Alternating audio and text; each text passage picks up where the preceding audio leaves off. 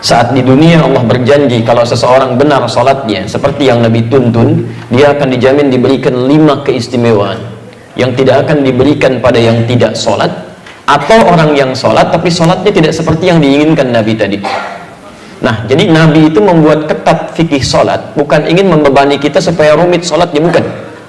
Tapi persoalannya, Nabi menginginkan setiap umatnya mendapatkan 5 keistimewaan ini. Jangan sampai ada umat Nabi nggak dapetin satu di antara yang 5 ini. Ya. Dengan cepat, satu, orang yang sholatnya benar dijamin oleh Allah pasti jadi orang baik. Sifat dan sikapnya pasti baik. Ya, itu ada di Quran surah ke-29 ayat 45, seperti pernah kita bahas di pertemuan lalu. Inna salata tanha anil fahsya wal munkar. Orang yang salatnya benar, sungguh salat yang ditunaikan dengan benar itu akan mencegah pelaku dari 2 sumber keburukan. Pertama, fahsya, yang diingkari oleh hati, sumbernya nafsu, syahwat, ya. Maaf, pornografi, porno aksi, zina, LGBT, itu fahsya. Ya, munkar, keburukan yang diingkari oleh jiwa, sumbernya nafsu perut dan akal. Merampok, membunuh, ya, maaf, mencuri, korupsi, narkoba, macam-macam, itu mungkar itu. Jadi mustahil ada orang sholat perilakunya buruk. Jadi, Nabi menginginkan setiap orang sholat harus jadi orang baik. Silahkan Anda cek ya, anak-anak kita itu baru tumbuh saja, menjelang balik usia 7 tahun, yang ditekankan oleh Nabi itu sholatnya, bukan yang lain. Dan Nabi ajari dia sholat. Kenapa? Karena kalau anak-anak baik sholatnya dari sejak awal, akan tumbuh jadi orang baik setelahnya. Yang kedua, orang yang sholatnya benar itu hatinya cenderung tenang. Cenderung tenang. Ada di Quran surah ke-20 ayat ke-14, ditafsir di Quran surah ke-13 ayat ke-28. Kita sudah bacakan. Wa aqimis sholata lidzikri, tunaikan sholat sebagai zikir kepada saya, kata Allah. Ditafsir di Quran surah Ar-Ra'd ayat ke-28, ala bidzikrillahi tatma'innul qulub. Jika benar zikirnya kepada Allah, sholatnya benar, maka dampaknya ke hati pasti tenang. Kalau hati Anda sudah tenang, dihadapkan pada masalah apapun akan biasa saja. Yang besar jadi ringan, yang ringan seakan tidak ada masalah gitu. Di orang-orang yang sholatnya baik menghadapi persoalan kehidupan, itu cenderung lebih nyaman, tenang gitu. Nggak susah dia. Itu poinnya. Yang ketiga, orang kalau sholatnya benar, dijamin langsung oleh Quran, seperti pernah kita bahas kemarin, ya, Allah akan jamin kemudahan hidupnya, bahkan rezekinya. Itu ada di Quran surah ke-65 ayat 2-3, ditafsir di Al-Baqarah di ayat yang sama, 2-3.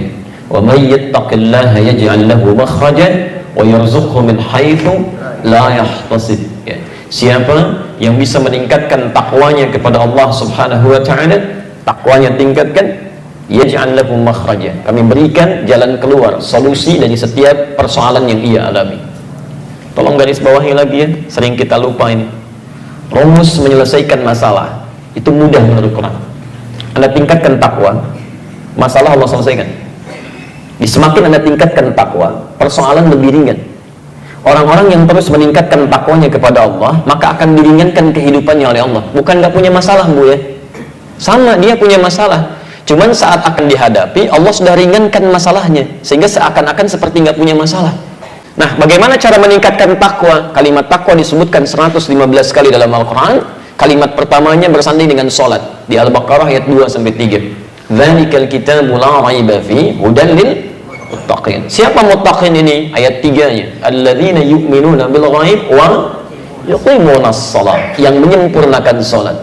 Jadi kalau Anda punya persoalan dalam kehidupan, padahal sholat tiap hari 5 waktu plus sunnahnya belum selesai juga, maaf, bukan karena sholatnya, mungkin cara kita menunaikannya yang belum sempurna. Karena bahasa Qurannya menyempurnakan sholat, bukan cuma asal sholat.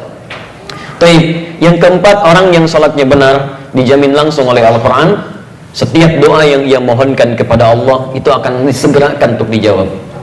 Disegerakan untuk dijawab. Masya Allah ya. Itu sudah kita contohkan di bulan lalu. Bahkan contohnya, contoh yang sangat luar biasa, yang kata manusia nggak mungkin terjadi, kata Allah tidak ada yang mustahil. Itu contoh di Quran surah ketiga Ali Imran ayat 38-39, posisi paling kanan sebelah atas di pojok.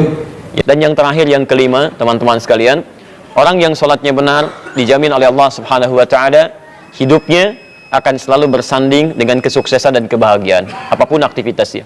Itu ada di Quran surah ke-23 ayat 1 dan 2. Jadi Anda tidak diminta oleh Allah jadi apapun, silahkan aja.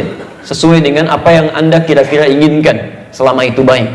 Yang penting kaidah Qurannya soleh, ya, menjaga aturan Allah, dekat dengan Allah. Quran surah ke-7 ayat 189.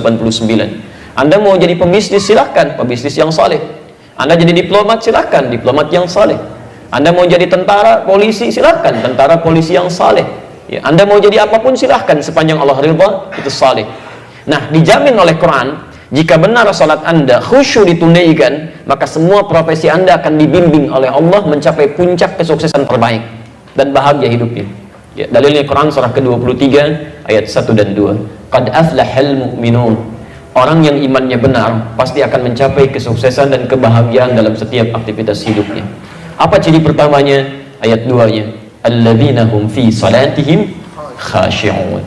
Jadi, rahasia di balik perintah Nabi, ketatnya aturan Nabi terkait persoalan salat ini bukan semata persoalan fikih, tapi Nabi ingin memastikan semua umatnya, satu, baik sifat dan sikapnya, kedua, tenang dalam menjalani kehidupan, ketiga, mudah dalam mengatasi persoalan, keempat, bila cepat dikabulkan Allah, dan kelima, apapun profesi mereka bisa mencapai puncak kesuksesan yang diharapkan dan bahagia kehidupan.